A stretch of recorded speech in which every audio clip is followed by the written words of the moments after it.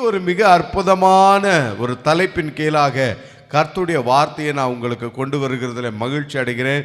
ஒவ்வொரு முறையும் நான் சொல்லுகிற பிரகாரமாக கர்த்தருடைய வார்த்தை நம்மை வாழ வைக்கும், கர்த்தருடைய வார்த்தை நம்மை செழிப்பாக்கும், கர்த்தருடைய வார்த்தை நம்மை உயிர்ப்பிக்கும், கர்த்தருடைய வார்த்தை நம்மை பலப்படுத்தும், கர்த்தருடைய வார்த்தை நம்மை சுகமாக்கும், கர்த்தருடைய வார்த்தை நம்மை விடுதலையாக்கும். ஆமென், அல்லேலூயா. வேதம் சொல்லுகிறது ரெண்டு விதத்திலே, தேவன் தம்முடைய சகல பிரஸ்தாபத்தை பார்க்கலும் தம்முடைய வார்த்தையை அவர் மகிமைப்படுத்தி இருக்கிறாராம், தம்முடைய வார்த்தையை மகிமைப்படுத்தி இருக்கிறாராம். ரெண்டாவது, அவர் தமது வசனத்தை அனுப்பி அவர்களை குணமாக்கி அழிவு நின்று விடுதலையாக்குகிறார். ஆமென், அல்லேலூயா. இந்த வார்த்தை உங்களை அப்படியே ஆசீர்வதிப்பதாக. நல்லது. இந்த ஆசீர்வாதமான இந்த காலை வேளையிலே கர்த்தருடைய வார்த்தையை நான் உங்களுக்கு போதிப்பதில் பெரிய மகிழ்ச்சி அடைகிறேன். இன்றைக்கு இந்த ஊழியத்தை உங்களுக்கு செய்வதற்கு தேவன் பாராட்டின தயவுக்காக கர்த்தருக்கு நான் ஸ்தோத்திரங்களை செலுத்துகிறேன். இந்த வார்த்தைகள் உங்கள் வாழ்க்கையை கட்டி எழுப்பும், உருவாக்கும், ஆசீர்வாதத்துக்கு நேராக வழிநடத்தும். தேவனுடைய நாமம் தொடர்ந்து மகிமைப்படுவதாக. மிக அற்புதமான ஒரு வசனத்தை வாசிக்க போகிறோம். அந்த வசனத்தின் ஆதாரத்தோடு கர்த்தருடைய வார்த்தையை நான் உங்களுக்கு கொண்டு வர போகிறேன். இன்றைக்கு நான் உங்களுக்கு போதிக்கிற இந்த கர்த்தருடைய வார்த்தைக்கு ஒரு தலைப்பை நான் கொண்டு வர போகிறேன். அது இயேசு எதற்காக மரத்திலே தூக்கி கொலை செய்யப்பட்டார்? இயேசு ஏன் சிலுவை மரணத்திலே அவர் மரித்தார்? இரண்டாவது, அதனால் வருகிற ஆசீர்வாதங்கள் என்ன, அதனால் வருகிற நன்மைகள் என்ன? இந்த தலைப்பின் கீழாக தேவனுடைய வார்த்தைகளை நான் உங்களுக்கு கொண்டு வருகிறேன். என்னோடு கூட உங்கள் வேதாகமத்தை இப்பொழுது எடுத்துக்கொள்ளுங்கள். கலாத்தியருக்கு எழுதின நிருபம் 3வது அதிகாரம் வசனங்கள் 13, 14 ஆகிய 2 வசனங்களை உங்களுக்காக நான் வாசிக்கிறேன். கலாத்தியர் 3, 13 மற்றும் 14. மரத்திலே தூக்கப்பட்ட எவனும் சபிக்கப்பட்டவன் என்று எழுதியிருக்கிறபடி கிறிஸ்து நமக்காக சாபமாகி நியாயப்பிரமாணத்தின் சாபத்திற்கு நம்மை நீங்களாக்கி மீட்டு கொண்டார். ஆபிரகாமுக்கு உண்டான ஆசீர்வாதம் கிறிஸ்து இயேசுவினால் பிரஜாதிகளுக்கு வரும்படியாகவும் ஆவியை குறித்து சொல்லப்பட்ட வாக்குத்தத்தத்தை நாம் விசுவாசத்தினால் பெரும்படியாகவும் இப்படி ஆயிற்று. பவுல் இந்த நிருபத்தை கலாத்திய பட்டணத்திலே இருந்த சபைக்கு எழுதும் பொழுது அவர் சொல்லுகிறார், மரத்திலே தூக்கப்பட்ட எவனும் சபிக்கப்பட்டவன் என்று எழுதியிருக்கிறபடி கிறிஸ்து நமக்காக சாபமானார் என்று. கிறிஸ்து நமக்காக சாபமானார். கிறிஸ்து உங்களுக்காக அவர் சாபமானார். அவர் சாபமானார். எப்படி சாபமானார்? மரத்திலே தூக்கப்பட்டதின் மூலமாக, அவரை மரத்திலே தூக்கினதின் மூலமாக, அவரை சிலுவையிலே அறைந்ததின் மூலமாக உங்களுக்காக கிறிஸ்து சாபமானார். அவர் சாபமாகி நியாயப்பிரமாணத்தினால் உண்டான எல்லா சாபத்திற்கும் உங்களை விடுதலையாக்கி இருக்கிறார். உங்களை அவர் விடுதலையாக்கி இருக்கிறார் என்று வேதம் சொல்லுகிறது. கிறிஸ்து மரத்திலே தூக்கப்பட்டார். அவர் எப்படியாக மரத்திலே தூக்கப்பட்டாராம்? பவுல் சொல்லும் பொழுது சொல்லுகிறார், எழுதி இருக்கிறபடி கிறிஸ்து நமக்காக மரத்திலே தூக்கப்பட்டார், சாபமாக்கப்பட்டார், சிலுவையில் அறையப்பட்டார், அதனாலே நம்மை விடுதலையாக்கினார். எழுதியிருக்கிறபடி. அப்ப கிறிஸ்து எப்படி மரித்தார் அப்படின்னா, சிலுவையிலே மரித்தார் என்பது நமக்கு தெரியும். ஆனால் எழுதியிருக்கிற பிரகாரமாக கிறிஸ்து சிலுவையிலே என்ன செய்திருக்கிறார்? மரித்திருக்கிறார். இன்றைக்கு என்ன எழுதி இருக்கிறது, என்ன எழுதப்பட்டிருக்கிறது என்பதுதான் இந்த செய்தியினுடைய முக்கியமான ஒரு சாராம்சம். அருமையானவர்களே, இஸ்ரவேலர்கள், யூதர்கள், இவர்களுடைய காரியம் ஒருவனை கொலை செய்ய வேண்டும் அல்லது ஒருவன் கொலை செய்யப்படுகிறதற்கு அவன் அதற்குரிய குற்றவாளியாக இருக்கிறான் என்றால் எப்படியாக அவனை கொலை செய்வார்கள் என்றால் இரண்டு விதங்களிலே. ஒன்று, அவனை கல்லால் எறிந்து கொலை செய்வார்கள். உங்களுக்கு நன்றாக தெரியும், இயேசுவினிடத்தில் விபச்சாரத்திலே கையும் மெய்யுமாய் பிடிக்கப்பட்ட ஒரு ஸ்திரியை கொண்டு வந்து நிறுத்தி இயேசுவை பார்த்து சொல்லுகிறார்கள், இந்த ஸ்திரீ கையும் மெய்யுமாய் விபச்சாரத்திலே பிடிக்கப்பட்டிருக்கிறார், மோசையினுடைய பிரமாணத்தின்படி இவளை கல்லால் எறிந்து கொள்ள வேண்டும், நீர் என்ன சொல்லுகிறீர் என்றார். இப்ப இந்த நிகழ்ச்சியிலிருந்து பார்க்கிறோம், ஒரு மனிதன் கொலை செய்யப்பட வேண்டும் என்றால் அவனை எப்படி கொலை செய்யப்படுகிறார்கள்? கல்லால் எறிந்து கொலை செய்கிறார்கள். ஸ்தேவானை கூட இதே பிரகாரமாகத்தான் கல்லால் எறிந்து கொலை செய்தார்கள். ஸ்தேவானை நகர வாசலுக்கு புறம்பே அவனை கொண்டு போய் எல்லாரும் அவன் மீது கல்லை எறிந்தார்கள். அதனாலே அவன் மரித்து போனான். இப்படி நாம பார்க்கிறோம், கல்லால் எறிந்து என்ன செய்கிறார்கள்? கொலை செய்கிறார்கள். மற்றொரு முறை அவர்களை மரத்திலே தூக்கி விடுவது, தூக்கிலிடுவது. கொலை செய்யப்பட கொலைக்குரிய பாத்திரவனாய் இருக்கிறவனை மரத்திலே தூக்கி விடுவது, தூக்கிலிடுவது. இதுதான் கொலை செய்யப்படுகிறதுக்கான ரெண்டு முறைகளை நியாயப்பிரமாணத்தின்படியும் வழக்கங்களின்படியும் அவர்கள் வைத்திருந்தார்கள், இஸ்ரவேலர்கள், யூதர்கள். இந்த இஸ்ரவேலர்களையும் யூதர்களையும் அந்த நாட்களிலே ரோம அரசாங்கமானது ஆளுகை செய்தது. இவர்களை மட்டுமல்ல, முழு உலகத்தையும், உலகத்தினுடைய மிக அதிகமான பகுதிகளையும் இந்த ரோம பேரரசு ஆளுகை செய்தது. இந்த ரோம பேரரசும் குற்றவாளிகளாக மரண தண்டனைக்குரிய கைதிகளுக்கு எப்படியான மரண தண்டனை கொடுத்தது என்றால் 5 விதங்களிலே மரண தண்டனை கொடுத்தது. ஒன்று, இஸ்ரவேலர்கள் யூதர்களுடைய வழக்கத்தின்படி கல்லாலே எறிந்து கொலை பண்ணுவது. இரண்டாவது, அப்படிப்பட்ட நபர்களை மிருகங்களுக்கு இரையாக கொடுத்து விடுவது. இதை நீரோ மன்னனுடைய நாட்களில் பார்க்க முடியும். அந்த கொலோசியத்திலே அவர்கள் கட்டியிருந்த இடத்துல கிறிஸ்துவுக்காக உண்மையாய் சாட்சியாய் இருந்த அநேக பரிசுத்தவான்களை, பரிசுத்த புருஷர்களை அவர்கள் என்ன செய்தார்கள்? அந்த ஸ்டேடியத்திலே அவர்கள் விட்டு அவர்கள் மீது அவர்களை பட்சிக்கும்படிக்கு மிருகங்களை அவிழ்த்து விடுவார்கள். அந்த மிருகங்கள் என்ன செய்யும்? அவர்களை பட்சித்து விடும். இதையெல்லாம் நீங்கள் எபிரேயருக்கு எழுதின நிருபங்களிலே நீங்கள் வாசிக்க முடியும். மூன்றாவதாக, அக்கினியினாலே அவர்களை சுட்டெரிப்பது. ஒன்று, அக்கினிக்குள்ளே போட்டு விடுவது, இல்லைவென்றால் அவர்களை ஒரு மரத்திலோ ஒரு தூணிலோ கட்டி வைத்து அவர்களை சுற்றிலும் நெருப்பை மூட்டி விறகுகளை எரிய செய்து அந்த நெருப்பினாலே அவர்களை வெந்து அல்லது அதன் மூலமாக அவர்களை கொலை செய்து விடுவது. நான்காவதாக, வாளால் உடலை 2ஆக அறுத்து அதன் மூலமாக அவர்களை கொலை செய்வது. ஐந்தாவதாக, சிலுவையில அறைந்து அதனாலே கொலை செய்வது. இப்படி 5 விதங்களிலே கொலை அல்லது குற்றவாளிகளை, மரண தண்டனை கைதிகளை கொலை செய்கிற பழக்கத்தை அல்லது முறைமைகளை ரோம அரசாங்கம் செய்து கொண்டது. இப்பொழுது இயேசு இந்த ரோம பேரரசின் மூலமாக இஸ்ரவேலர்களால், யூதர்களால் சிலுவையில் அறையும்படி ஒப்பு கொடுக்கப்பட்டு அவர் சிலுவையிலே அறைந்து அதனாலே நமக்கு சாபத்திலிருந்தும் பாவத்திலிருந்தும் மீட்பையும் விடுதலையும் ரட்சிப்பையும் கொண்டு வந்தார். இந்த உலகம் பொல்லாங்கனுக்குள் கிடக்கிறது என்று வேதம் சொல்லுகிறது. 1 யோவான் 5வது அதிகாரம் 19வது வசனத்திலே யோவான் நிருபத்தை எழுதுகிற பொழுது சொல்கிறார், இந்த உலகமானது பொல்லாங்கனுக்குள் கிடக்கிறது என்று.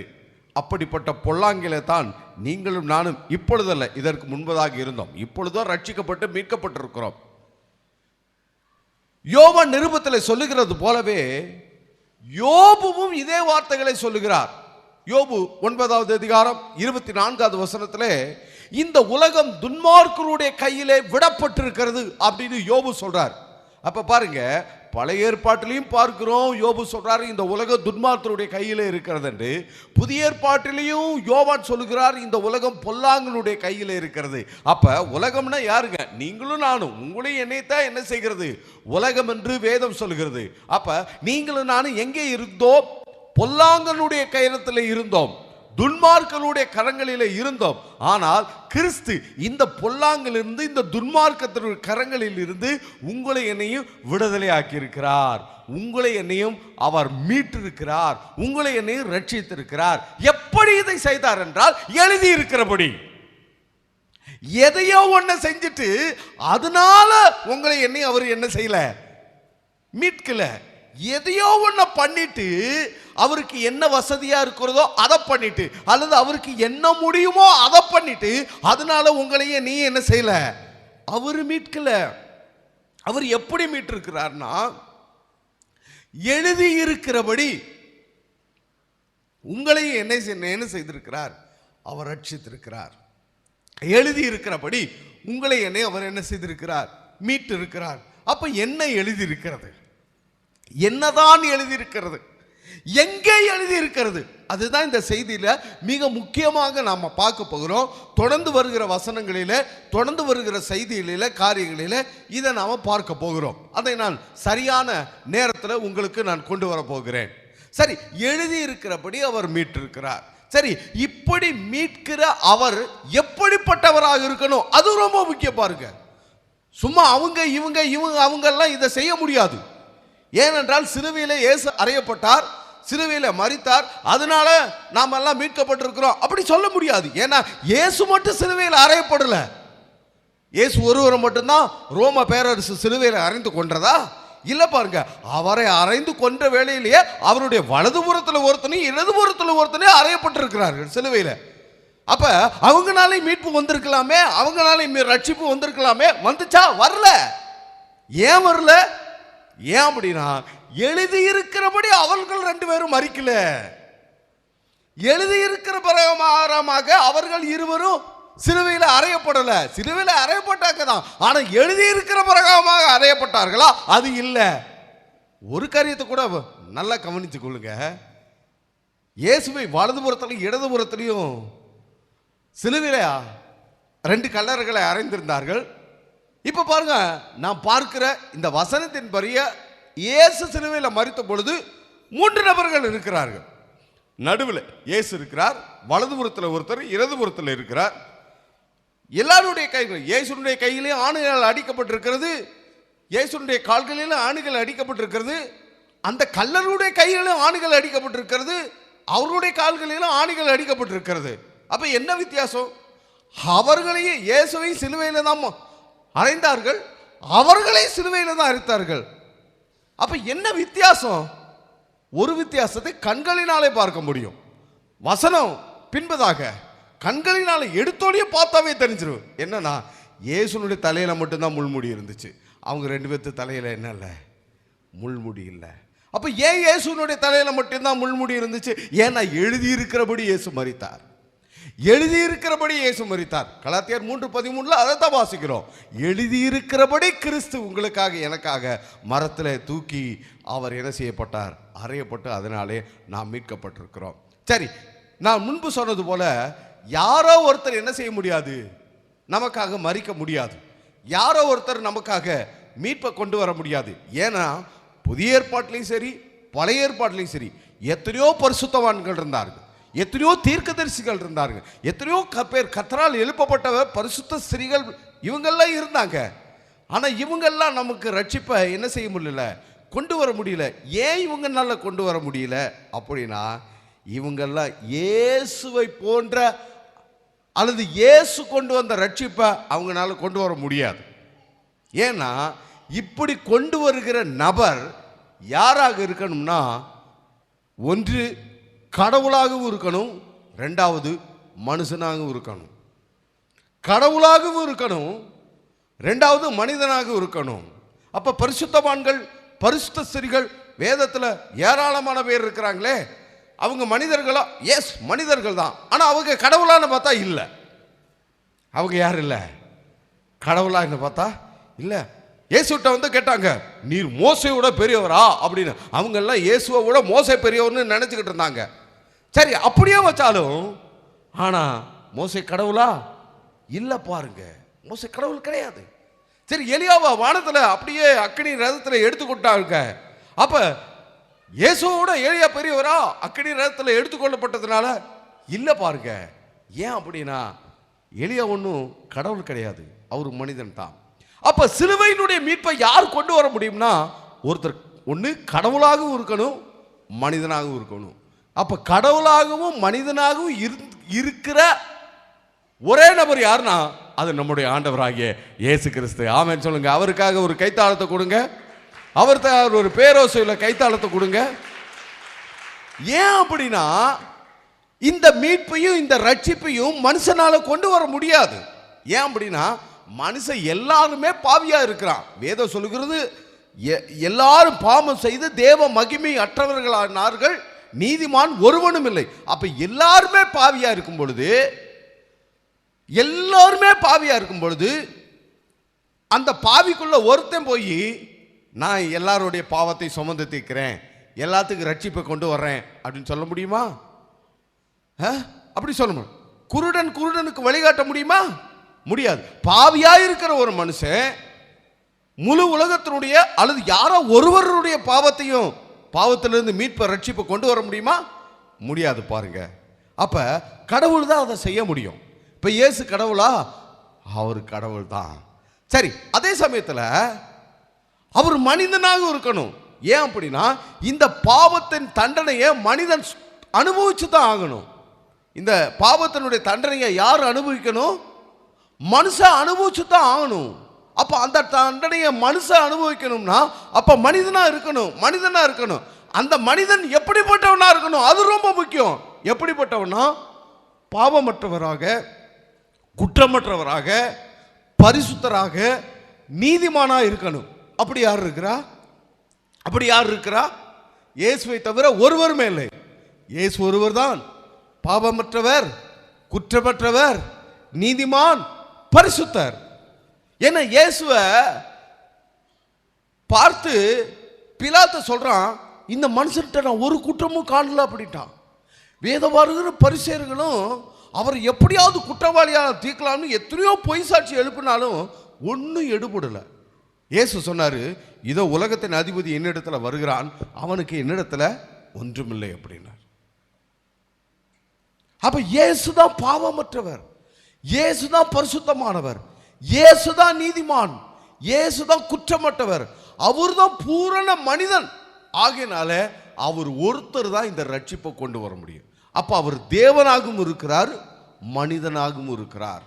நம்ம எல்லாருக்கும் ஒரு நல்ல வசனம் தெரியும். ஏசாயா தீர்க்க தரிசன புஸ்தகத்தில் நாம் வாசிக்கிறோம், 9வது அதிகாரம் 6வது வசனத்தில், நமக்கு ஒரு பாலகன் பிறந்தார், நமக்கு ஒரு குமாரன் கொடுக்கப்பட்டார். பாலகன் அப்படின்றது வேற, குமாரன் அப்படின்றது வேற. ரெண்டு பேரும் ஒருத்தர் தான். ஆனா பாலகன்னு சொல்லப்பட்ட அர்த்தம் வேற, குமாரன்னு சொல்லப்பட்ட அர்த்தம் வேற. அப்ப பாலகன்னு சொல்லப்பட்டதனுடைய அர்த்தம் என்ன? அவர் மனிதன், அவர் மனிதனாக வந்தார் அப்படின்னு. குமாரன் அப்படின்னு சொல்றது மனிதன் மட்டும் கிடையாதுப்பா. அவர் யாருங்க? அவர் தேவன். அவர் பாலகனா பிறக்கிறதுக்கு முன்னாடி இருந்து இருக்கிறவராகவே இருக்கிறார் என்று சொன்னவரோடு கூட அவர் இருக்கிறவராகவே இருக்கிறார். அப்ப அவர் தேவன்.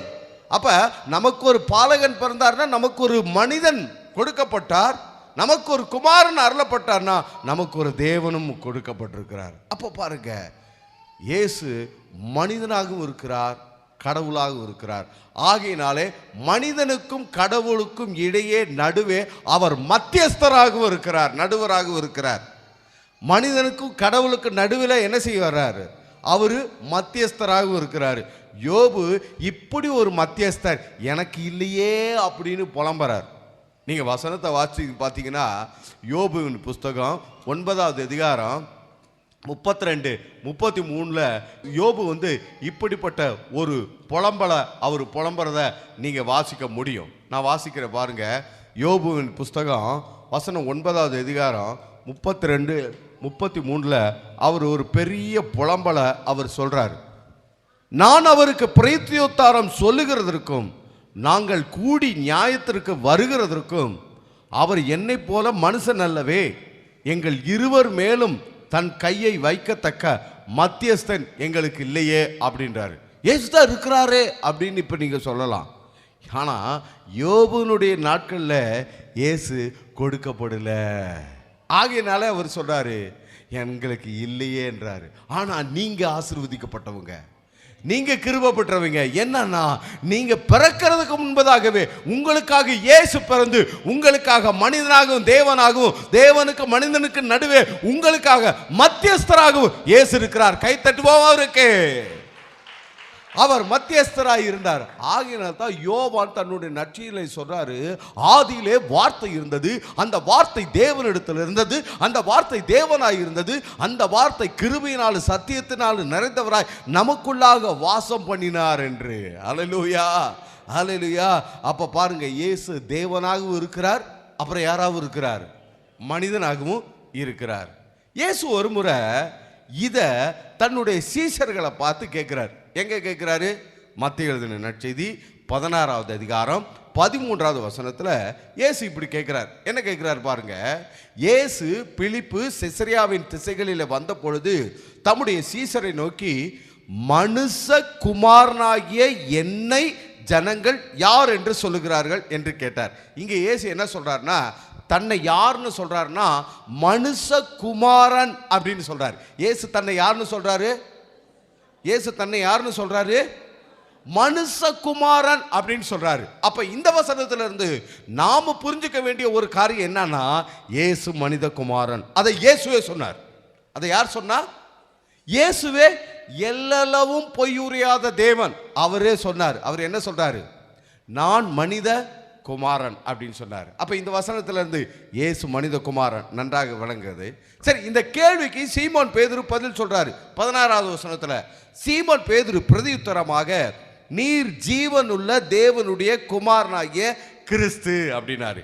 இப்ப இயேசு தன்னை யாருன்னு சொன்னாரு? மனுஷகுமாரன் சொன்னாரு. இப்ப பேதுரு சொல்றாரு, நீர் ஜீவனுள்ள தேவனுடைய குமாரனாகிய கிறிஸ்து அப்படின்ற. இயேசுன்ற வார்த்தை வேறங்க, கிறிஸ்துன்ற வார்த்தை வேறங்க.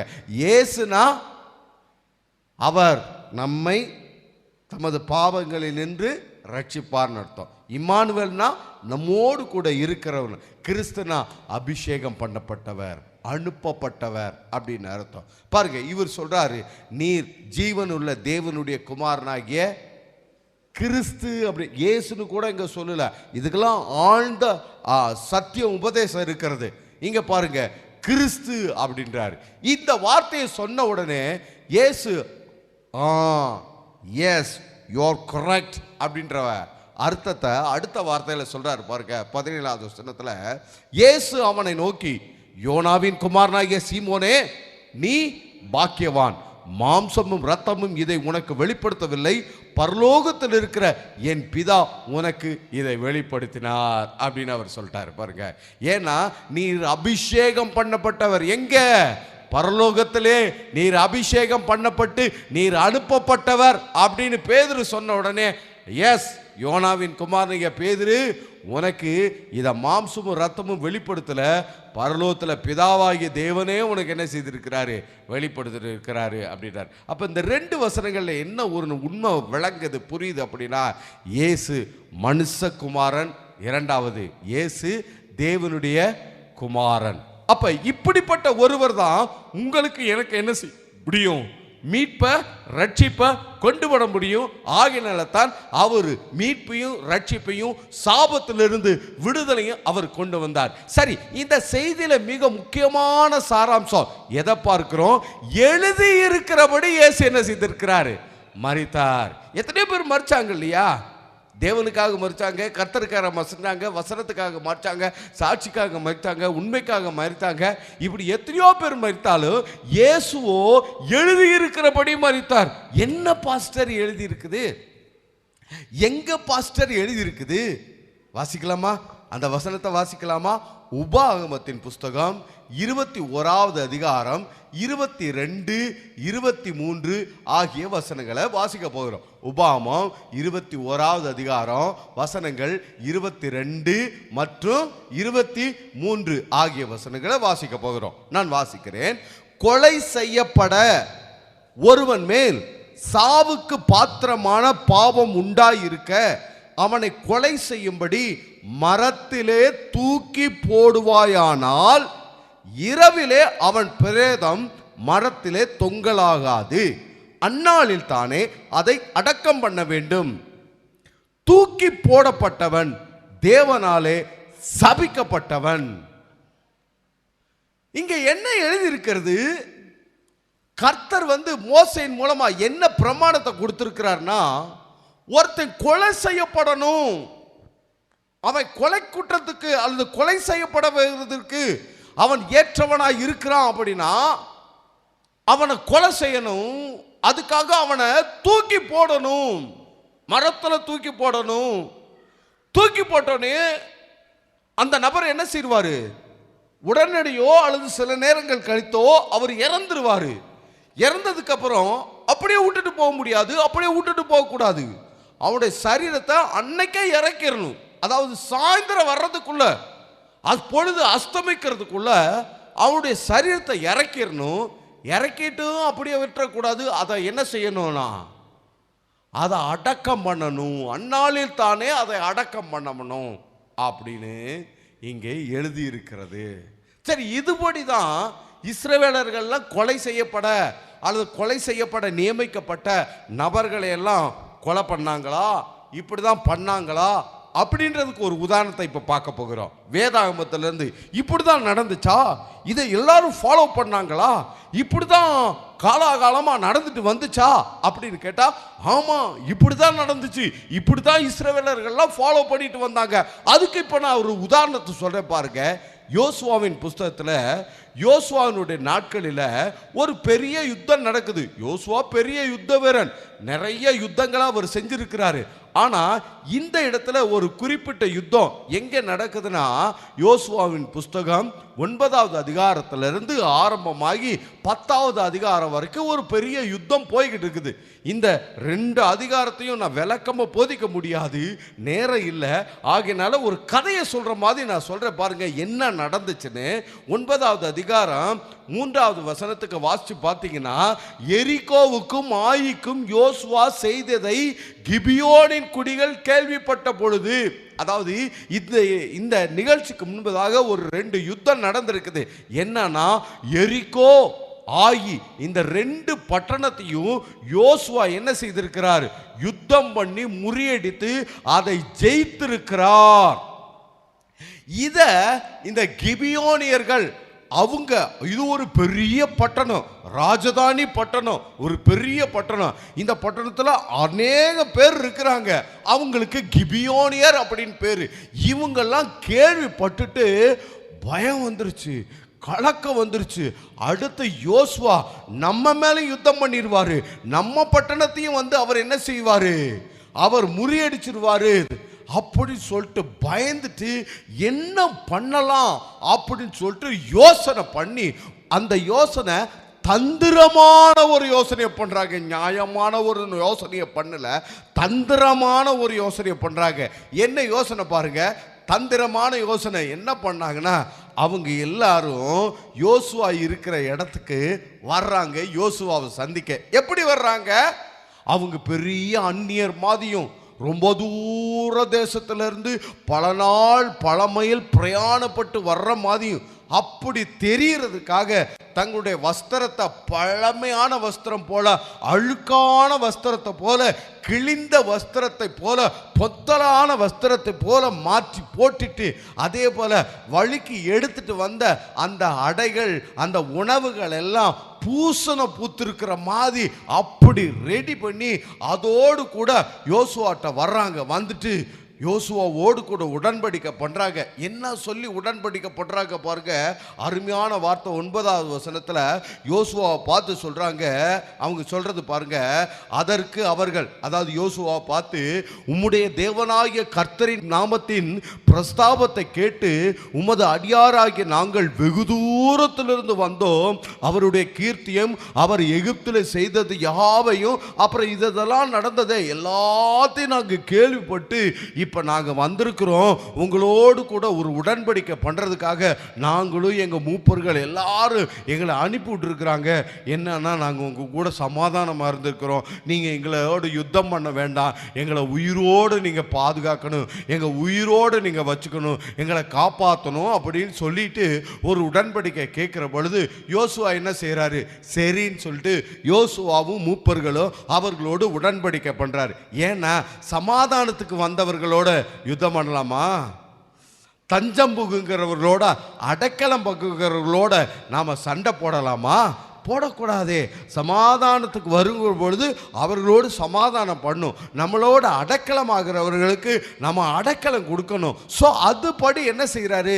யோசுவாவும் இஸ்ரவேல் மூப்பர்களும் அவர்களோடு ஒரு உடன்படிக்கை பண்ணுறாங்க. என்ன உடன்படிக்கை? 15வது வசனத்தில் யோசுவா அவர்களோட சமாதானம் பண்ணி அவர்களை உயிரோடு காப்பாற்றும் உடன்படிக்கையை.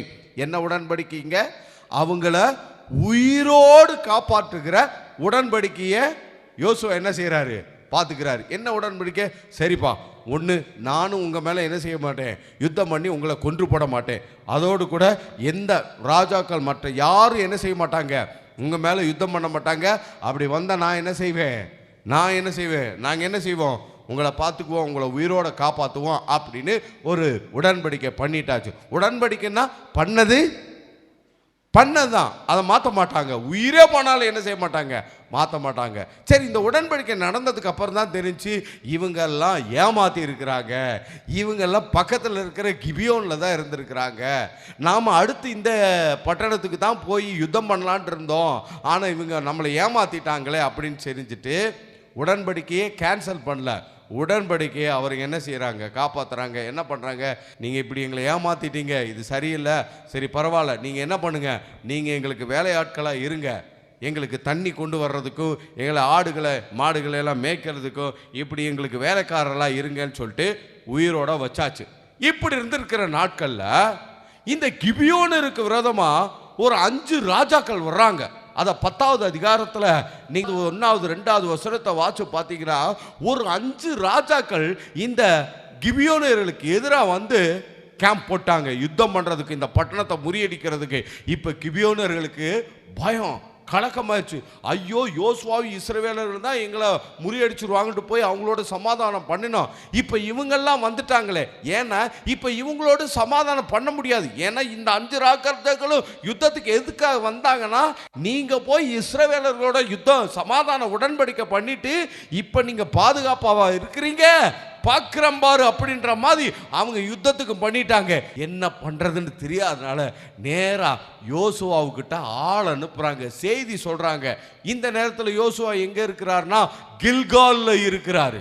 இப்போ யோசுவாட்ட போய் தகவலை சொல்கிறாங்க, இந்த மாதிரி இந்த 5 ராஜாக்களும் கிபியோனர்களுக்கு எதிராக நாம் உடன்படிக்கை பண்ணமே, அவங்களுக்கு எதிராக யுத்தம் பண்ண வந்துட்டாங்கய்யா அப்படின்னு சொன்னனே. அப்படியா, நான் உடன்படிக்கை காக்க வர்றேன், உடன்படிக்கை நிறைவேற்ற வர்றேன், இப்போ அவங்கள உயிரோடு கூட பாதுகாக்கிறதுக்கு நான் வர்றேன்னு சொல்லிட்டு யோசுவா வர்றார். நான் உங்களை பார்த்து சொல்கிறேங்க, நீங்களும் தேவனோடு கூட உடன்படிக்கை பண்ணப்பட்டிருக்கிறீங்க, நீங்களும் தேவனோடு கூட உடன்படிக்கை பண்ணப்பட்டிருக்கிறீங்க.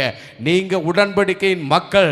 உங்களுக்கு எதிராக எந்த பிரச்சனையும் எந்த போராட்டம் சத்துரு நேரடியாகவோ மறைமுகமாகவோ கொண்டு வர முடியாது. வந்தா உடன்படிக்கையின் தேவன் உங்களை பாதுகாப்பார். ஆமென் சொல்லுங்க. ஹல்லேலூயா. யோசுவா பண்ண உடன்படிக்கையை காப்பாற்றுவதற்காக கில்கால் இருந்து ராத்திரியில இரவோடு இரவாக நடந்து அங்கே யுத்தத்துக்கு போறார். நான் சொல்றேன் பாருங்க, பகலானாலும் சரி, வெயிலானாலும் சரி, சமீபமானாலும் சரி, தூரமானாலும் சரி, நீங்க உடன்படிக்கை மக்கள், நீங்க உடன்படிக்கை மக்கள். சகோதரனே சகோதரியே, நீங்க உடன்படிக்கையினுடைய மக்கள். உங்களுக்கு விரோதமாக எதுவும் வராது, எதுவுமே வராது, நேரடியாகவும் வராது, மறைமுகமும் வராது. நீங்க உடன்படிக்கையினுடைய மக்கள். ஆமென் சொல்லுங்க, கை வச்சு சொல்லுங்க, நான் உடன்படிக்கையினுடைய மகன், நான் உடன்படிக்கையினுடைய மகள், என் குடும்பம் உடன்படிக்கை செய்யப்பட்ட குடும்பம், என் பிள்ளைகள் உடன்படிக்கை பண்ணப்பட்ட பிள்ளைகள்.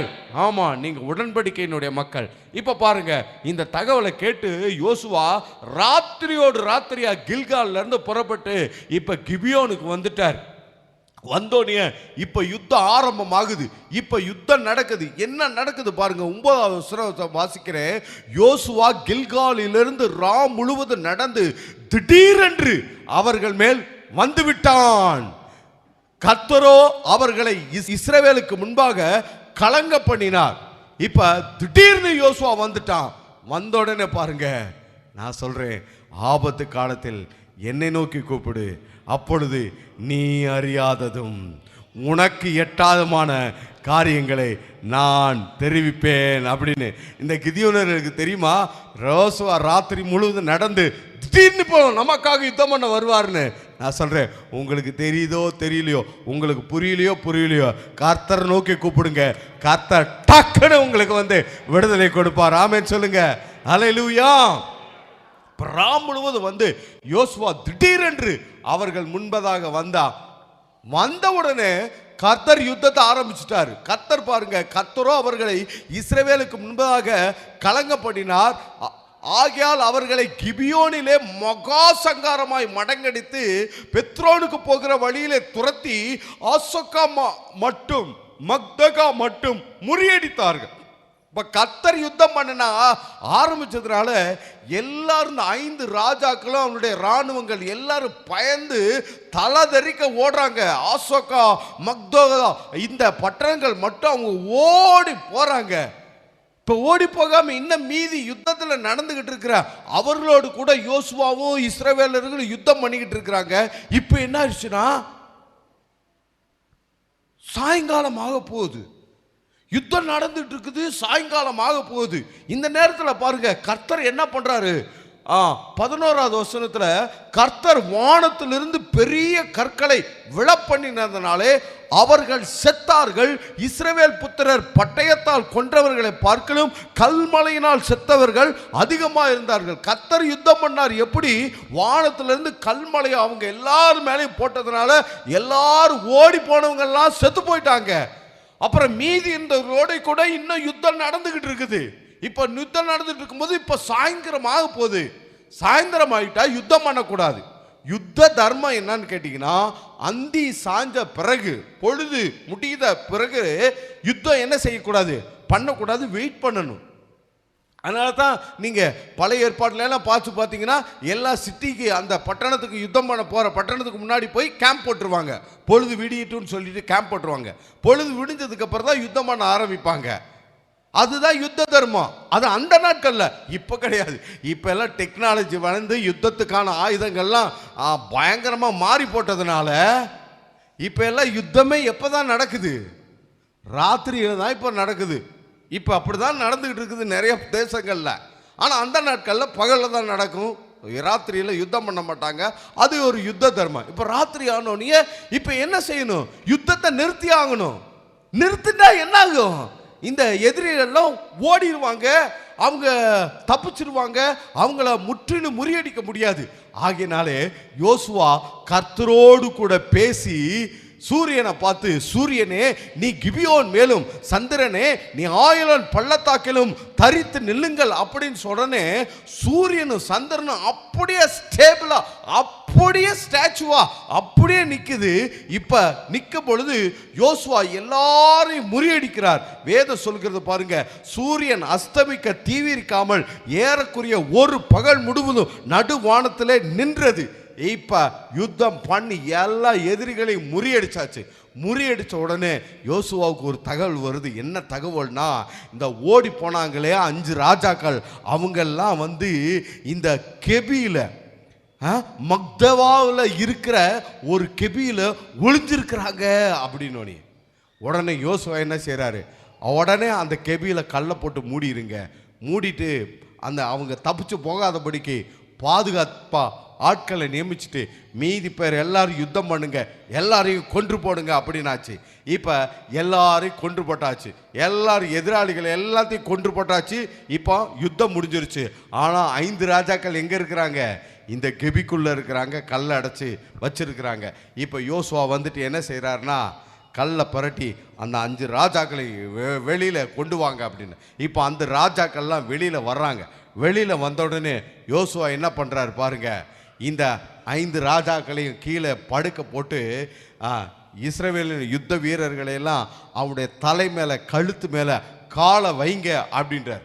இவங்க வந்து காலை வச்ச உடனே யோசுவா சொல்றாரு பாருங்க, 24வது வசனத்துல, அவர்களை யோசுவாவின் இடத்திற்கு கொண்டு வந்த பொழுது யோசுவா இஸ்ரவேல் மனுஷரை எல்லாம் அழைப்பித்து தன்னோடு கூட வந்த யுத்த மனுஷரின் அதிபதிகளை நோக்கி, நீங்க கிட்ட வந்து உங்கள் கால்களை இந்த ராஜாக்களுடைய கழுத்துகளின் மேல் வையுங்கள் என்றார். அவர்கள் கிட்ட வந்து தங்கள் கால்களை அவர்கள் கழுத்தின் மீது வைத்தார்கள். அப்பொழுது யோசுவா அவர்களை நோக்கி, நீங்கள் பயப்படாமலும் கலங்காமலும் பலத்து திடமனதாக இருங்கள், நீங்கள் யுத்தம் பண்ணும் உங்கள் சத்துருக்களுக்கு எல்லாம் கர்த்தர் இப்படியே செய்வார் என்று. பாருங்க, ராஜாக்களுடைய கழுத்தில் காலை வைங்கன்றார். நான் சொல்கிறேன், நீங்கள் காலை வைங்க, உங்களுக்கு எதிராக எது வருது பாருங்க. அல்லேலூயா. சத்துருக்களை மிதிப்பீர்கள், சாவுக்கு எதுவான எதை குடித்தாலும் ஒன்று உங்களுக்கு நேரிடாது. அல்லேலூயா, அல்லேலூயா, அல்லேலூயா. சர்ப்பங்களின் தேள்களை மிதிப்பீர்கள், ஒன்று உங்களை என்ன செய்யாது, சேதப்படுத்தாது. சர்ப்பமும் சேதப்படுத்தாது, தேலும் சேதப்படுத்தாது, பகலில் வெயில் இரவில் நிலவு எதுவும் சேதப்படுத்தாது. உங்களுக்கு விரோதமாய் உருவாக்கப்படும் அம்பு ஆயுதம் ஒன்று சேதப்படுத்தாது. 1000 10,000 எதுவுமே சேதப்படுத்தாது. கர்த்தர் உங்களுக்காக யுத்தம் பண்ணி உங்களை பாதுகாக்கிறார். ஆமேன் சொல்லுங்க. சரி, இதுக்கப்புறம் என்ன நினைச்சு யோசுவா அவர்கள் அனைத்து பேரையும், அதாவது 26வது வருஷத்துல, அதற்கு பின்பு யோசுவா அவர்களை வெட்டி கொன்று 5 மரங்களிலே தூக்கி போட்டான். சாயங்காலம் மட்டும் மரத்தில் தொங்கினார்கள். இப்ப யோசுவா அவங்களை வெட்டி கொண்டு போட்டுட்டு அதற்கப்புறம் அவங்களை என்ன செஞ்சிட்டாரு, மரத்தில் தூக்கி போட்டாரு. தூக்கி போட்டார்னா அப்படி அப்படி போடுறதில்ல, பேஸ்கெட் பால்ல போடுவாங்களே அப்படி அல்ல, தூக்கிலிட்டார். மரத்தில் என்ன செய்தார், தூக்கிலிட்டார். இப்ப 5 ராஜாக்களும் மரத்துல தூக்கிலிடப்பட்டு தொங்கிக் கொண்டு இருக்கிறாங்க. இப்ப சாயங்காலம் ஆகுது. சாயங்காலம் ஆன உடனே அவர்களை என்ன செய்யறாரு, மரத்திலிருந்து இறக்குகிறார். சூரியன் அஸ்தமிக்கிற வேளையிலே யோசுவா அவர்களை மரங்களிலிருந்து இறக்க கட்டளையிட்டான். அவங்களை இறக்கினதுக்கு அப்புறம் அவங்க ஒளிந்து கொண்டிருந்தாங்களே அந்த கெபியிலேயே அவர்களை போட்டு அந்த கெபியிலே கல்லை வைத்து அவர்களை அடக்கம் பண்ணினார். இதுதாங்க முறை. இதுதாங்க சபிக்கப்பட்டவர்களுக்கு கொலை தண்டனையை நிறைவேற்றுகிற முறை. இதைத்தான் உபாமத்தில் மோசே மூலமாக கர்த்தர் கொடுத்திருந்தார். நாம் வாச்சோம் இல்லையா, கொலை செய்யப்பட நியமிக்கப்பட்டவன் அப்படின்னு வாச்சோம் இல்லையா, உபாமம் 21, 22, 23 வசனங்கள்ல வாச்சோம் இல்லையா. அப்படித்தான் நடந்தது. பாருங்க, இதே போலதான் இயேசுவும் உங்களுக்கு எனக்காக அவர் மரித்து உங்களுடைய என்னுடைய பாவத்திலிருந்து அவர் விடுதலையாக்கினார். ஆமென் சொல்லுங்க. கரங்களை தட்டுவோமா கர்த்தருக்கு, கரங்களை தட்டுவோமா கர்த்தருக்கு, கரங்களை தட்டுவோமா கர்த்தருக்கு. இப்ப இயேசு எப்படி விடுதலையாக்கினார், எழுதியிருக்கிறபடி இயேசு எப்படி உங்களுக்காக எனக்காக மரித்தார். வசனத்தை வாசிப்போம், வசனத்தை வாசிப்போம். மத்தேயு எழுதின நற்செய்திக்கு வாங்க. மத்தேயு எழுதின நற்செய்தியில இயேசு உங்களுக்காக எனக்காக எப்படி மரித்தார் பாருங்க. இயேசுவ எல்லாரும், அதாவது யூதர்களும் இஸ்ரவேலர்களும் பரிசேயர்களும் வேதபாரர்களும் பிரதான ஆசாரியர்களும் ரோமர்களும் அவரை கொலை செய்ய வேண்டும் என்று தீர்மானம் பண்ணிக்கிட்டு அவரை கைது செய்ய ஒரு திட்டம் போட்டு அதை யூதாஸ் மூலமாக செயல்படுத்துகிறார்கள். இப்பொழுது இயேசு வேலை வந்தது என்று அறிந்து ஸ்தோத்திர பாட்டை பாடி கெத்செமனேக்கு போகிறார். கெத்செமனேல போய் அங்கே ராம் முழுவதும் ஜெபம் பண்றார். பிதாவே, இந்த பாத்திரம் கூடுமானால் என்னை விட்டு நீங்கும்படிக்கு செய்யும் அப்படின்ட்டு, ஆகிலும் உம்முடைய வார்த்தையின்படி ஆகட்டும் அப்படின்னு சொல்லிட்டு தன்னை ஒப்பு கொடுத்து ஜெபம் பண்றாரு. இப்ப இந்த நேரத்தில் வேதபாரர்களும் போர்ச்சேவர்களும் யூதர்களும் பரிசேயர்களும் யூதாசும் எல்லாரும் பந்தங்களோடும் பட்டயங்களோடு தடிகளோடும் இயேசுவை கைது பண்ண வர்றாங்க. வந்து யூதாஸ் காரியத்து முத்தத்தினாலே இயேசுவை காட்டி கொடுக்கிறான். இப்ப இயேசுவை கைது பண்றாங்க. இயேசுவை என்ன செய்தாங்க, கைது பண்ணிட்டாங்க. கைது பண்ண உடனே இயேசுவை அவர்கள் என்ன செஞ்சிருக்கணும், கொலை செய்யறதுக்கு தானே கைது பண்ணாங்க, அவரை கொன்று போடுறதுக்கு தானே கைது பண்ணாங்க. உடனே என்ன செஞ்சிருக்கலாம், அவரை கொலை பண்ணியிருந்திருக்கலாம், கொலை பண்ணி இருந்திருக்கணும். அவரை கொன்று போட்டிருக்கணும். எங்கே போட்டிருக்கணும்? கெத்சமனேலயே. என்ன செஞ்சிடும்? ஆன் ஸ்பாட்ல, ஸ்பாட் அவுட் அப்படின்றாங்க இல்லையே, அது மாதிரி ஆன் ஸ்பாட்ல என்ன செஞ்சிருக்கணும்? அவரை கொலை பண்ணிருக்கணும், அவரை கொன்று போட்டிருக்கணும். ஆனா அப்படி செய்தார்களா? அப்படி நடந்ததா? இல்லை. ஏன் அப்படின்னா அவர் அப்படி மரிக்க மாட்டார். எழுதியிருக்கிற பிரகாரமாகத்தான் மரிப்பார். எழுதியிருக்கிற பிரகாரமாக தான் மரிப்பார். ஸ்தேவான பட்டணத்துக்கு வெளியில போய் கல்லெறிந்து கொலை பண்ண மாதிரி இப்ப இயேசு பட்டணத்துக்கு வெளியில கெத்சமனேல தான் இருக்கிறாரு. கல்லெறிஞ்சு கொலை பண்ணியிருக்கலாம், கல்ல எரியல. எத்தனை பேர் இருந்தாங்க? கல்லை எரிஞ்சு கொலை பண்ணியிருக்கலாம், கல்லை எரியல. சரி, மரத்தில் தூக்கிலிட்டு கொலை செய்வார்களே, அது மாதிரி கெத்சமனேல தான் மரங்கள் இருந்தது, அங்கே மரத்தில் தூக்கிலிடப்பட்டிருக்கலாமே. அப்படி இயேசுவை என்ன செய்யல? மரத்தில் தூக்கிலிடப்படலை. ஏன் அப்படின்னா இயேசு அப்படி மரிக்க மாட்டார். அவர் எழுதியிருக்கிற பிரகாரமாகவே மரிப்பதற்காகவே இந்த பூமிக்கு வந்தார். ஆமென் சொல்லுங்க. ஹல்லேலூயா. இதோ வருகிறேன், புஸ்தக சுருளிலே என்னை குறித்து எழுதியிருக்கிற எல்லாவற்றையும் நிறைவேற்றுகிறதற்கு நான் வருகிறேன் என்று சொல்லி தான் அவர் வந்தார். ஆமென் சொல்லுங்க. பேதுரு கூட சொன்னான், வேணாம் ஆண்டவரே, நீங்க எருசலேமுக்கு போகாதீங்க, அங்க உங்களை கைது பண்ணுவாங்க, நீங்க சிலுவையில மரிக்க வேண்டாம் அப்படின்னு இயேசு சொல்லிட்டார். நோ, அப்பாலே போய் சாத்தானே, பிதா எனக்கு கொடுத்த பாத்திரத்தில் நான் பானம் பண்ணாமல் இருப்பேனோ அப்படின்னு சொல்லிட்டாரு. இப்போ பாருங்க, இயேசுவை கைது பண்ணோன்னே நேராக ஒன்று கெத்சமனேலே கொலை பண்ணியிருந்திருக்கலாம், அதாவது கல்லால் எறிந்தோ தூக்கிலிட்டோ கொலை பண்ணியிருக்கலாம். அப்படி கொலை செய்யலாம். வந்தது அதுக்கு தான் வந்தாங்க. வந்தது எதுக்கு? இயேசுவோடு உடன்படிக்கை பண்ண வந்தாங்களா? அதுக்கு தான் வந்தாங்க பாருங்க. சரி, அங்கே பண்ணல, கொல்கொதாவில் தான் பண்ணுவாங்க அப்படின்னா நேராக அவரை என்ன செஞ்சிருக்கலாம்? கொல்கதாவுக்கு கூட்டிட்டு போய் நீங்க அங்கே எப்படி வாளால் அறுத்து கொலை பண்ணுவீங்களா, அல்லது கல்லால் எரிஞ்சு கொலை பண்ணுவீங்களா, அல்லது மிருகங்களுக்கு ஆடு கொடுத்து கொலை பண்ணுவீங்களா, எப்படி கொலை பண்ணுவீங்க? அப்படி இல்லை, சிலுவையில் தான் அறைவீங்களா? ரைட்டு, உடனே போய் என்ன செஞ்சிருக்கலாம்? சிலுவையில் அரைஞ்சிருக்கலாம். அதை பண்ணினார்களா? இல்லை. ஏன் இல்லை? எழுதி இருக்கிற பிரகாரமாக தான் இயேசு மரிப்பார். எழுதியிருக்கிற பிரகாரமாக. ஏன்னா எல்லாமே எழுதியிருக்கிற பிரகாரமாகவே. இயேசுனுடைய வாழ்க்கையை பாருங்க, மத்தேயு, மார்க்கு, லூக்கா, யோவான், இந்த 4 நற்செய்தி நூல்களை பாருங்க, நீங்க பல இடங்களில் எழுதியிருக்கிற பிரகாரமாகவே இது நடந்தது. தீர்க்கதரிசிகளினால் முன் உரைக்கப்பட்டபடியே இதெல்லாம் நடந்தது அப்படின்றத திரும்ப திரும்ப திரும்ப திரும்ப நீங்க வாசிக்க முடியும். அப்ப எழுதியிருக்கிறபடி. அப்ப பாருங்க, கைது பண்ணணும், அங்கேயே அவரை கொலை செய்யல. சரி, உடனே கொல்கதாவுக்கு கூட்டிட்டு போய் அங்கேயும் அவரை கொலை செய்யல. அவரை எங்க கொண்டு போறாங்கன்னா மெயினா 2 இடத்துக்கு கொண்டு போறாங்க. அதுக்கப்புறம் தான் கொல்கதாவுக்கு வர்றாங்க. மெயினா 2 இடத்துக்கு, ரொம்ப முக்கியமானது பாருங்க. முதல்ல எங்க கொண்டு போறாங்க? மத்தேயு எழுதின நற்செய்தி 26வது அதிகாரம் 57வது வசனம் வாசிக்கிறேன். இயேசுவை பிடித்தவர்கள் அவரை பிரதான ஆசாரியனாகிய காய்பாவின் இடத்திற்கு கொண்டு போனார்கள். இயேசுவை பிடித்தவர்கள் பிரதான ஆசாரியனாகிய காய்பாவின் இடத்திற்கு கொண்டு போனார்கள். 58வது வசனம், பேதுரு தூரத்திலே அவருக்கு பின் சென்று பிரதான ஆசாரியனுடைய அரண்மனை வரைக்கும் வந்து. அப்ப பிரதான ஆசாரியன் இருக்கிற அரண்மனைக்கு இயேசுவை கூட்டிட்டு போறாங்க. அதாவது பிரதான ஆசாரியன் எங்கே இருப்பாரோ அங்கே, பிரதான ஆசாரியனுடைய ஸ்தலம் ஸ்தானம் எதுவோ அங்கே இயேசுவை கூட்டிட்டு போறாங்க. இப்போ ஒரு கேள்வி, எதுக்கு அங்க கூட்டிட்டு போனாங்க? எதுக்கு அங்க கூட்டிட்டு போனாங்க? எதுக்கென்றால் பிரதான ஆசாரியன், நம்முடைய பிரதான ஆசாரியர் யாருங்க? கர்த்தராகிய இயேசு கிறிஸ்து. நம்முடைய பிரதான ஆசாரியன் யாருங்க? கர்த்தராகிய இயேசு கிறிஸ்து. அப்ப இயேசு கிறிஸ்து பிரதான ஆசாரியர். பிரதான ஆசாரியர் தான் மகா பரிசுத்த தலத்தில் சென்று தனக்காகவும் ஜனங்களுக்காகவும் பாவ நிவர்த்தி செய்யப்பட முடியும். அவர் தான் அதை செய்யணும். அப்ப இயேசு பிரதான ஆசாரியர் ஆகையினால இப்ப அவர் எங்க வரணும்? எங்க வருவாரு? எங்க வர வேண்டும் என்றால் பிரதான ஆசாரியனுடைய ஸ்தலத்திற்கு, பிரதான ஆசாரியனுடைய ஸ்தானத்திற்கு இயேசு வர வேண்டும். ஆகையினால தான் இயேசு பிரதான ஆசாரியனுடைய ஸ்தலத்திற்கு, ஸ்தானத்திற்கு அவர் வருகிறார். ஆமென் சொல்லுங்க. அப்ப இங்கே எழுதி இருக்கிற இந்த பிரதான ஆசாரியர் அவரு கிடையாது. ஏன்னா அவர் ஜனங்களுடைய பாவத்திற்காக அவர் மரிக்க மாட்டாரு. அவர் ஜனங்களுடைய பாவத்தை நிவர்த்தி செய்ய மாட்டாரு.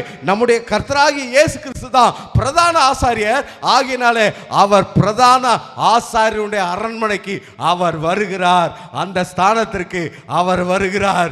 இதற்கப்புறம் அவர் வந்து என்ன செய்வார்? தன்னுடைய இரத்தத்தினாலே, காடை, இளங்காலை, வெள்ளாட்டுக்கடா இவைகளின் ரத்தத்தினால் அல்ல, தம்முடைய சுய ரத்தத்தை சிந்தி உங்களை என்னையும் அவர் மீட்கிறார். ஆமென் சொல்லுங்க. சரி, முதலாவது பிரதான ஆசாரியனுடைய அரண்மனைக்கு வருகிறார். இரண்டாவது எங்க போறாருங்க?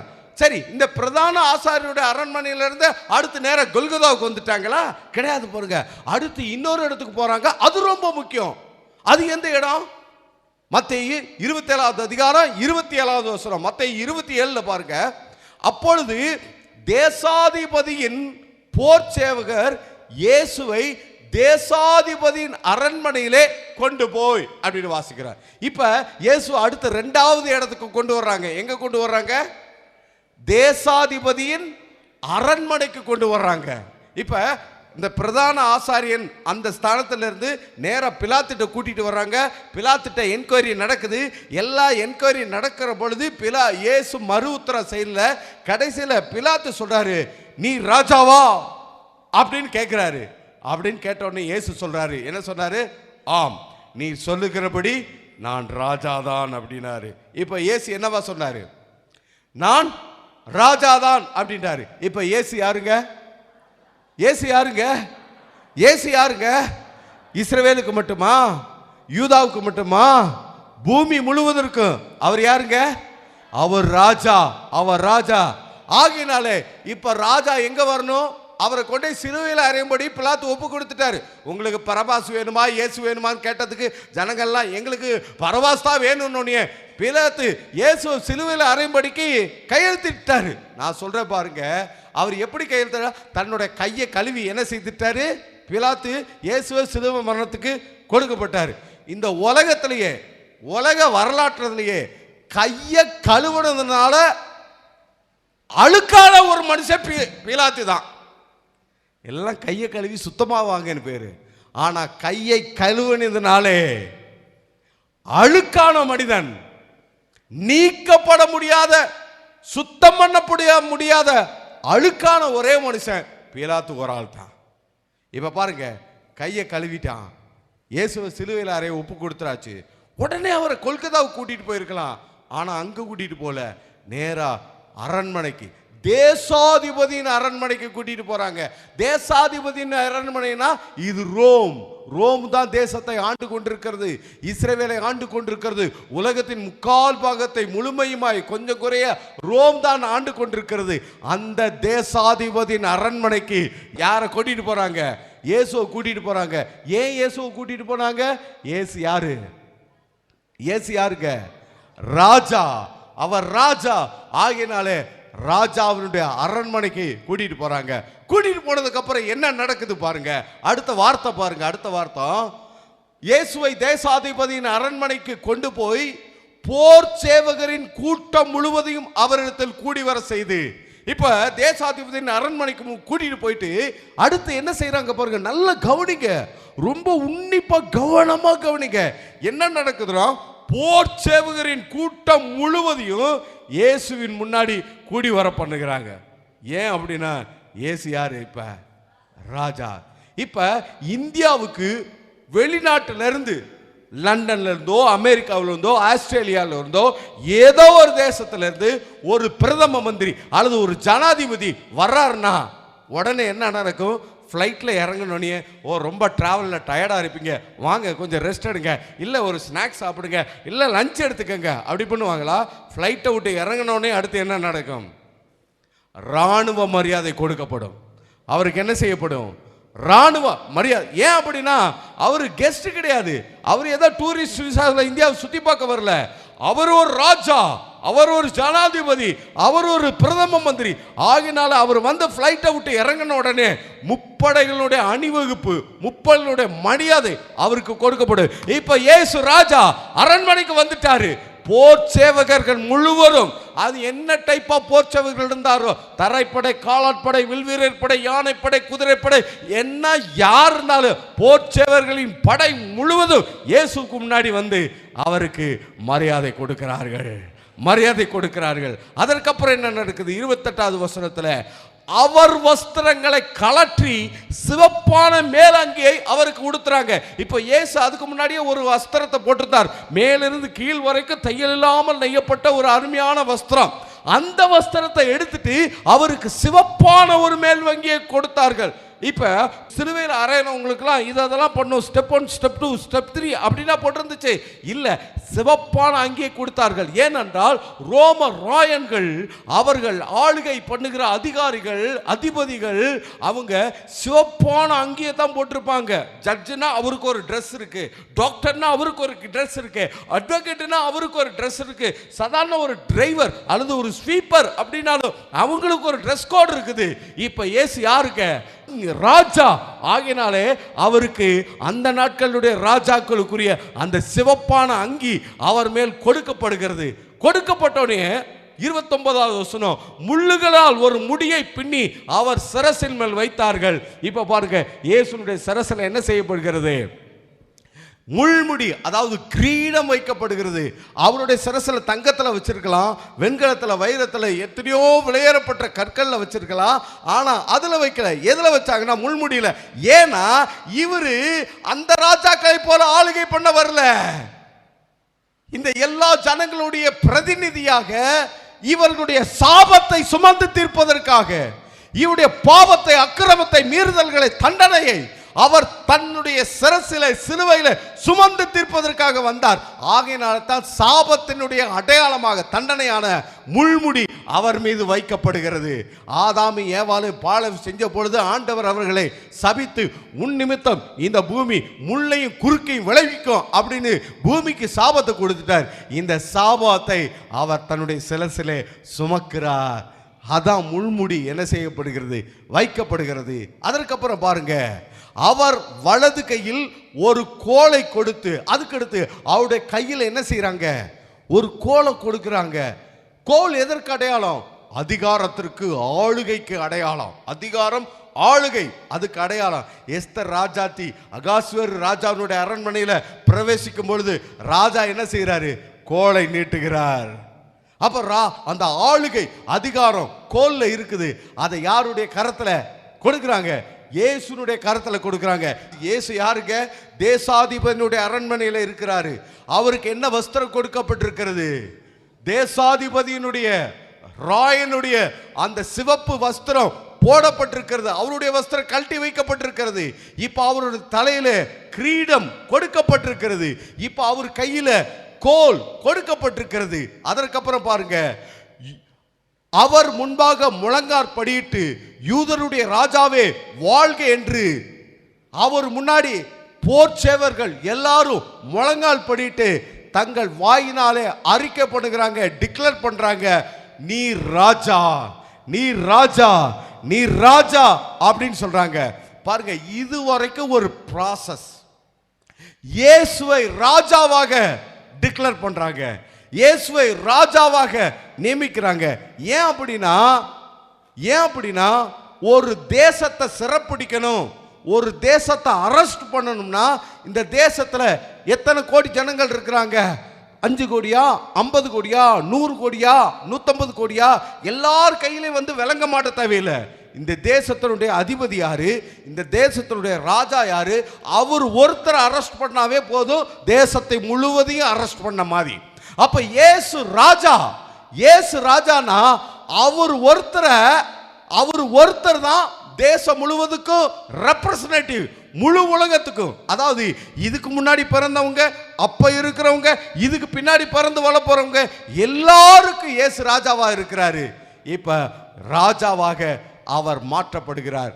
இதுவரைக்கும் ஒரு ப்ராசஸ் முடிஞ்சிருச்சு. இதுக்கப்புறம் தான் அவரை சிலுவையில் அரைக்கிற அந்த வேலை ஆரம்பமாகுது. என்ன வேலை ஆரம்பமாகுது பாருங்க. இதற்கப்புறம் தான் அவரை பரியாசம் பண்ணி, அவர் மேல் துப்பி, அந்த கோலை எடுத்து அவர் சிறையில் அடித்து, அதற்கப்புறம் அவரை பரியாசம் பண்ணின பின்பு அவருக்கு உடுத்திருந்த மேலங்கியை கலற்றி அவருடைய உஸ்திரங்களை அவருக்கு உடுத்தி அவரை சிலுவையில் அறையும்படி கொண்டு போனார்கள். இப்பதான் பாருங்க, திருப்ப அந்த சிவப்பு அங்கியை எடுத்துட்டு அவருடைய வஸ்திரத்தை போடுறாங்க. ஏன் அப்படின்னா இப்ப சிலுவை சுமக்க போறாரு, அதாவது மத்தியஸ்தரா பிரதான ஆசாரியரா அவர் போறாரு. ஆகினாலே அந்த தேசாதிபதியுடைய அங்கே எடுத்து, சிவப்பங்கி எடுத்து அதை நீக்கிட்டு திருப்பி பிரதான ஆசாரியனுக்குரிய அவருடைய வஸ்திரத்தை அவருக்கு போட்டு சிலுவையை அவர் மீது வைத்து அவரை சிலுவை சுமக்கும்படிக்கு கொல்கதாவுக்கு கொண்டு போறாங்க. அங்க கொண்டு போய் அவரை என்ன செய்கிறார்கள்? சிலுவையில அறைகிறார்கள். சிலுவையில் அறிகிறாங்க. பாருங்க, நல்லா பாருங்க, வலதுபுறத்தில் ஒரு கள்ளன், இடதுபுறத்தில் கள்ளன், அவங்களும் தான் சிலுவையில் அறையப்பட்டாங்க. ஆனால் இயேசு தான் ராஜாவாகவும் இயேசு தான் ஆசாரியராகவும் தலையில முள்கிரீட வைக்கப்பட்டவராய் அவர் தான் அறையப்படுறாரு. இப்ப என்ன நடக்குது பாருங்க, என்ன நடக்குதுன்னா மத்தேயு 27:45 6ஆம் மணி நேரம் முதல் 9ஆம் மணி நேரம் வரைக்கும் பூமி இந்த அந்தகாரம் உண்டாயிற்று. 9ஆம் மணி நேரத்தில் இயேசு ஏலி ஏலி லாமா சபக்தானி என்று மிகுந்த சத்தமிட்டு கூப்பிட்டார். அதற்கு என் தேவனே என் தேவனே என்னை ஏன் என்னை கைவிட்டீர் என்று அர்த்தமாகும். இப்ப பாருங்க, இயேசு சிலுவையில் என் தேவனே ஏன் என்னை கைவிட்டீர் என்று சொல்லி ஜீவனை கொடுத்து அவர் மரிக்கிறார். மரித்த பிறகு என்ன நடக்குது? அவரை சிலுவையிலிருந்து இறக்குகிறார்கள். மரிச்சோன்னே அப்படியே விட்டுட்டு போல. ஏன் அப்படியே விட்டுட்டு போல? எழுதியிருக்கிறபடி சூரியன் அஸ்தமிக்கிற வேளையில, சாயந்தர வேளையில மரத்தில் தூக்கப்பட்டவனுடைய சரீரம் சிலுவையிலிருந்து என்ன செய்யப்பட வேண்டும்? இறக்கப்பட வேண்டும். மரத்திலிருந்து இறக்கப்பட வேண்டும். இப்போ இயேசுவை மரத்திலிருந்து இறக்குறாங்க. இன்னொரு ரீசனும் வந்துருச்சு. ஏன்னா அடுத்த நாள் ஓய்வு நாள், அது ரொம்ப சமீபமாயிடுச்சு. ஆகையினால மரத்திலிருந்து இறக்கிறாங்க. இறக்கணுன்னே என்ன பண்ணிட்டாங்க? சரிப்பா, பாடி எடுத்துட்டு போங்கப்பா அப்படியே சொன்னாங்க. அடக்கம் பண்ணினார்கள். அவர் எங்கே செய்தார்? அந்த 5 ராஜாக்கள் யோசுவா புத்தகத்தில் வாசம், அதே போல அவரை குகையிலே கல்லறையில் வைத்து அடக்கம் பண்ணி கல்லறின் வாயிலை கல்லை வைத்து மூடினார்கள். இப்பொழுது இயேசு எழுதியிருக்கிறபடி உங்களுக்காக எனக்காக சிலுவையில் மரத்தார். ஆமென் சொல்லுங்க. உங்களுக்காக எனக்காக இயேசு எழுதியிருக்கிற பிரகாரமாக மரித்தார். அதைத்தான் நாம வாச்சோம். கலாத்தியர் 3:13 என்ன நடந்துச்சு பாருங்க. மரத்தில் தூக்கப்பட்ட எவனும் சபிக்கப்பட்டவன் என்று எழுதியிருக்கிறபடி கிறிஸ்து நமக்காக சாபமாகி நியாயப்பிரமாணத்தின் சாபத்திற்கு நம்மை நீங்களாக்கி விட்டார். இயேசு சிலுவையில மரித்துட்டாரு. சாபத்தை எல்லாவற்றையும் சுமந்து தீர்த்துட்டாரு. நான் உங்களை பார்த்து சொல்றேன், உங்க சாபம் இயேசு சுமந்து தீர்த்து விட்டார். உங்க சாபத்தை இயேசு சிலுவையிலே சுமந்து தீர்த்து விட்டார். இன்னும் இது இருக்குதோ அது இருக்குதோ, அதனால இப்படியோ இதனால அப்படியோ ஒன்று நீங்க யோசிக்க இடமே இல்லை. எல்லா சாபத்தையும் இயேசு சிலுவையிலே சுமந்திருக்கிறார். கையை வச்சு சொல்லுங்க, என்னுடைய சாபத்தை இயேசு சிலுவையிலே சுமந்து தீர்த்து விட்டார். என் குடும்பத்தின் சாபத்தை இயேசு சிலுவையிலே சுமந்து தீர்த்து விட்டார். என் பிள்ளைகளுடைய சாபத்தை இயேசு சிலுவையிலே சுமந்து தீர்த்து விட்டார். என்னுடைய சந்ததிகளுடைய சாபத்தை இயேசு சிலுவையிலே சுமந்து தீர்த்து விட்டார். நீங்க சாபத்திலிருந்து விடுதலையாக்கப்பட்டிருக்கிறீங்க. ஆனா இதோட முடிஞ்சு போல. இது எல்லாம் எதுக்காக நடந்தது? எழுதியிருக்கிறபடியே நடந்ததே. எழுதியிருக்கிறபடியே நடந்ததுனால என்ன நடந்தது? அல்லது எழுதியிருக்கிறபடியே நடக்க வேண்டும் என்பது எதுக்காக நடந்தது? அடுத்த வசனத்தை வாசிங்க. கலாத்தியர் 3:14 ஆபிரகாமுக்கு உண்டான ஆசீர்வாதம் கிறிஸ்து இயேசுவினால் புறஜாதிகளுக்கு வரும்படியாகவும் ஆவியை குறித்து சொல்லப்பட்ட வாக்குத்தத்தத்தை நாம் விசுவாசத்தினாலே பெரும்படியாகவும் எப்படி ஆயிற்று. இதெல்லாம் எதுக்காக நடந்துச்சுன்னா ஆபிரகாமுக்கு சொல்லப்பட்டது, ஆபிரகாமுக்கு கொடுக்கப்பட்டது. அந்த வாக்குத்தத்தங்கள் எல்லாம் உங்களுக்கு கிடைக்கும்படியாக. ஆமென் சொல்லுங்க. உங்களுக்கு கிடைக்கும்படியாக நீங்கள் இப்பொழுது ஆசீர்வதிக்கப்பட்டிருக்கிறீர்கள். நீங்கள் ஆசீர்வதிக்கப்பட்டிருக்கிறீர்கள். வாக்குத்தத்தத்தை சுதந்திரித்துக் கொள்ள, வாக்குத்தத்தத்தை சுதந்திரித்துக் கொள்ள, சொந்தமாக்கி கொள்ள நீங்கள் சுத்திரவாளிகளாக இருக்கிறீர்கள். கர்த்தர் உங்களை விடுதலையாக்கி இருக்கிறார். ஆமென் அல்லேலூயா. எழுதியிருக்கிறபடி கிறிஸ்து உங்களுக்காக மரத்தில் தூக்கப்பட்டு மரித்ததினாலே நீங்கள் ஆசீர்வதிக்கப்பட்டிருக்கிறீர்கள். சாபத்துக்கு நீங்களாக்கி விடுதலையாக்கப்பட்டிருக்கிறீர்கள். வேதம் சொல்லுகிறது, தம்முடைய சொந்த குமாரன் என்று பாராமல் நம்ம எல்லாருக்காகவும் இயேசுவை தந்தருளினவர். அவரோடு கூட உங்களுக்கு என்னென்ன ஆசீர்வாதமெல்லாம் தேவையோ, உங்களுக்கு என்னென்ன நன்மைகள்லாம் தேவையோ, உங்களுக்கு என்னென்ன சுகமெல்லாம் தேவையோ, உங்களுக்கு என்னென்ன மற்ற விடுதலையின் நன்மைகள்லாம் தேவையோ அதை எல்லாவற்றையும் அவர் உங்களுக்கு கொடுப்பார். ஆமென். கரங்களை தட்டி கர்த்தரை மகிமைப்படுத்துவோமா?